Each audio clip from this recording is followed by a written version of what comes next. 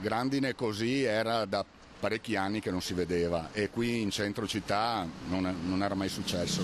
Il 25 giugno 2017 a Vittorio Veneto difficilmente si dimenticherà. In pochi minuti un violento nubifragio ha colpito tutto il comune con grossi chicchi di grandine caduti, raccontano i cittadini, come proiettili, colpendo tetti di abitazioni, coperture di capannoni, auto. Il bilancio pesantissimo. I danni sono stati notevoli, 1,5 milioni circa per i beni pubblici e oltre una ventina, se non ricordo male, per quelli privati, e per cui sarebbe per i privati e per le imprese davvero una boccata d'ossigeno. Ora, per quell'ondata di maltempo, il Consiglio dei Ministri ha riconosciuto lo stato di emergenza.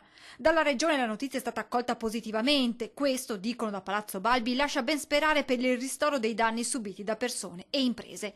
Anche il sindaco Tonon plaude la decisione del governo, anche se subito dopo sottolinea come il riconoscimento debba ora essere accompagnato da un fondo per i risarcimenti. Ben venga questo, purché ovviamente sia accompagnato da un adeguato ristoro per i danni che il comune e i privati hanno subito, se no francamente cambierebbe poco, se non nulla addirittura.